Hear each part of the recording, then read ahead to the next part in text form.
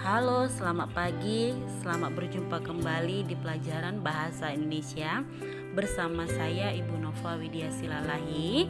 Nah, kali ini Ibu akan memberikan contoh karya tulis ilmiah. Nah, adapun judul karya ilmiah ini adalah dampak positif dan negatif makanan kaleng. Nah, ini adalah karya tulis ilmiah yang sederhana ya. Jadi nanti yang agak sedikit rumit kita yang membuatnya. Oke? Baik. Kita mulai ya. Nah, dalam karya tulis ilmiah itu yang pertama kita tulis adalah bab 1 atau pendahuluan. Nah, ini sudah kamu pelajari ketika kamu belajar materi mempersiapkan proposal. Jadi itu tidak jauh beda dengan karya tulis ilmiah. Oke? Nah, dalam bab 1 ini ada latar belakang. Latar belakang ini kamu sudah tahu pasti adalah apa yang melatar belakangi kamu membuat karya tulis ilmiah itu. Oke.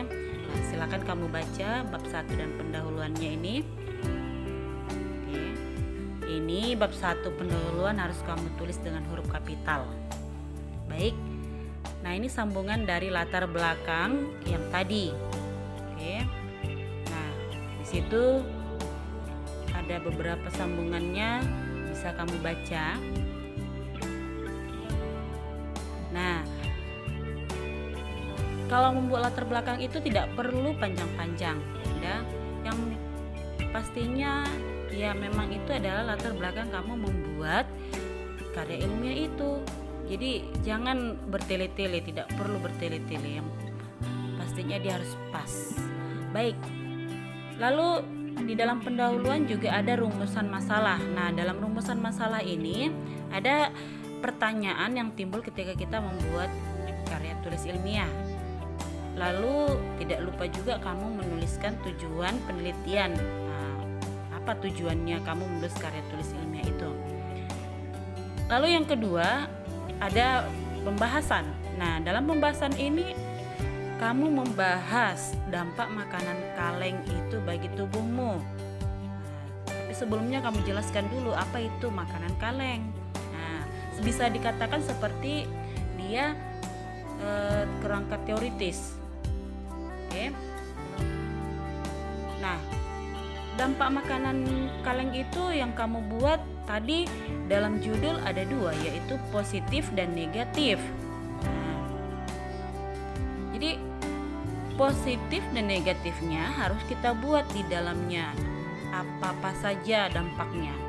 Oke. Nah, di situ sambungan dari kerangka teoritisnya yang tadi ya.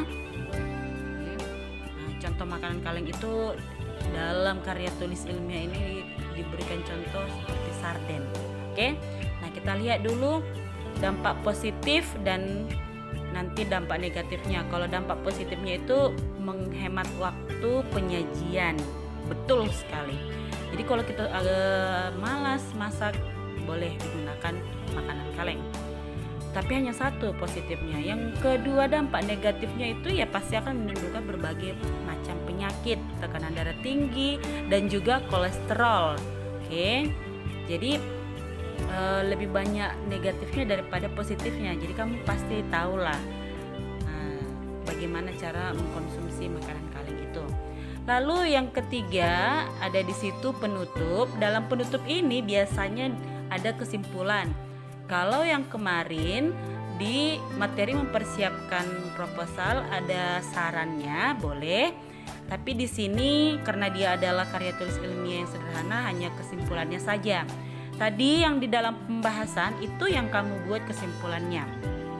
Kamu rangkum, lalu kamu tuliskan kembali di dalam kesimpulannya. Oke. Baik, demikianlah pelajaran kita tentang contoh karya tulis ilmiah. Ibu berharap kita semua dalam keadaan sehat. Oke. Selamat pagi dan selamat belajar. Terima kasih.